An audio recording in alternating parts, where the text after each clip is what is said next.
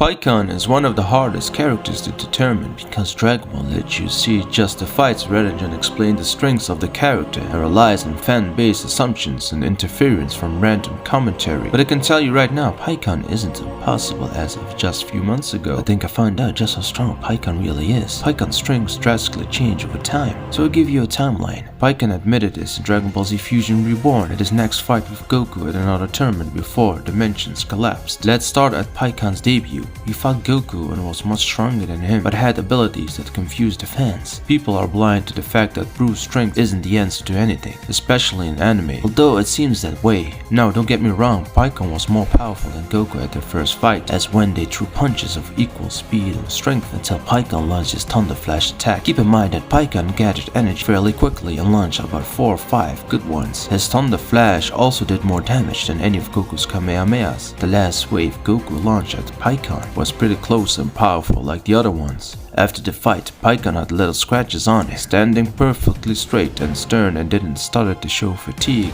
or internal damage. Towards the end of the fight, Pikkon stated he was disappointed in Goku's performance and considering Goku and Pikkon put out the same strength until the Thunder Flash and Kamehameha. Pikkon wasn't as much in pain as Goku, nor was he as tired as Goku. And Goku only used Super Kaioken for a split second once during the entire fight.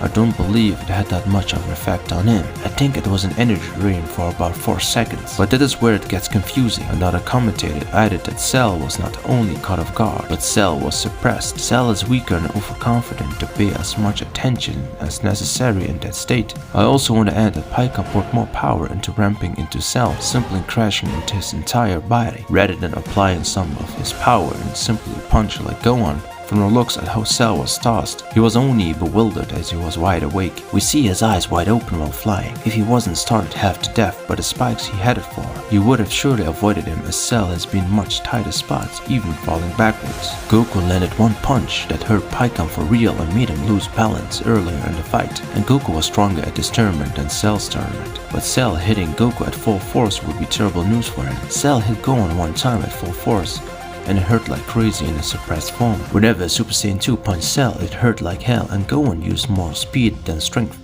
Piccolo hitting suppressed Cell didn't hurt Cell as much, which is why I have doubt that Pikkon is stronger than Super Saiyan 2, but it is his debut during the battle with Janemba. There is no telling how powerful he got, because the characters at the time were out of his league. At the start of Fusion Reborn, base Goku was even with his every movement in pretty much every aspect, so at that time, Pikkon had possibly surpassed Teen Super Saiyan 2 Gohan. I say this because there's no possible way that Pikkon can use his entire body to hit Cell and doesn't do half the damage Gohan did with a simple punch, when Goku didn't even use half of his punching strength, which is proof he's more powerful than Super Saiyan Grade 4 Goku, as he gave Goku a harder time even way earlier.